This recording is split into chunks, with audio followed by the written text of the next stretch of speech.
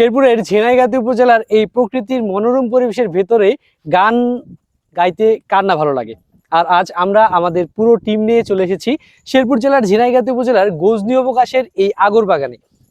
দুদিন থেকেই ফেসবুক বা সোশ্যাল মিডিয়ায় দেখছেন এই বাগানটি কিন্তু ভাইরাল। এই জায়গাটিতে এখন যে পরিবেশটা বিরাজ করছে, এখানে দর্শনার্থী যারা আছে তারা কিন্তু মোটামুটি সকাল থেকে আমরা দর্শনার্থীদের ভিড় দেখছিলাম। সকাল থেকে আমরা এখানে দেখছি যে দূর দূরান্ত থেকে ঘুরতে আসছেন, কিন্তু খেয়াল রাখতে হবে এই পরিবেশটাও কেউ রক্ষা করতে হবে।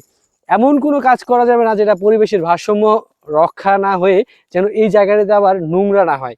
আমরা আমাদের মতো করে জায়গাটা থেকে উপভোগ করব, আমরা আমাদের মতো করে জায়গাটিকে দেখব, এবং কি আমরা আমাদের মতো করে জায়গাটিকে যেন সংস্কার মানে সংরক্ষণ, যেটাকে বলি সংরক্ষণ করতে পারি। এখানে যত্ন ময়লা না ফেলি, পরিবেশের ভারসাম্য রক্ষা না হয় এমন কোনো কাজ না করি।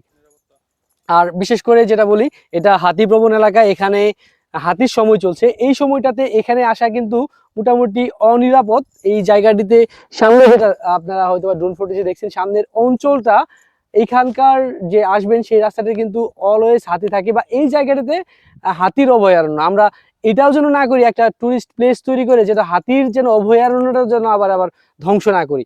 এই বিষয়টা নিয়ে আমি একটু কথা বলতে চাই।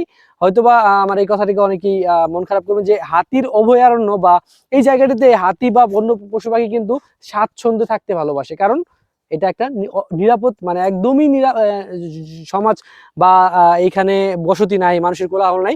এইখানকার কিন্তু মানুষরা কিন্তু এই জায়গাটাতে কম আসে, তাই এখানে বন্য পশু পাখি তারা নিরাপদ মনে করে। আর এই জায়গাটিতে ভাইরাল হলে তাহলে কিন্তু এই জায়গাটি তারা আর নিরাপদ মনে করবে না, তাহলে সেই লোকালয়ে আবার পৌঁছে যাবে।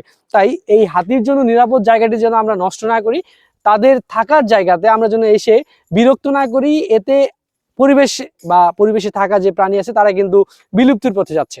আমি আতিকুর রহমান খান, আমি সবসময় চেষ্টা করি ঝিনাইগাতি উপজেলার সর্বশেষ আপডেটের জন্য, ঝিনাইগাতি উপজেলার সৌন্দর্য বা সম্ভাবনাময় দিক তুলে ধরার জন্য।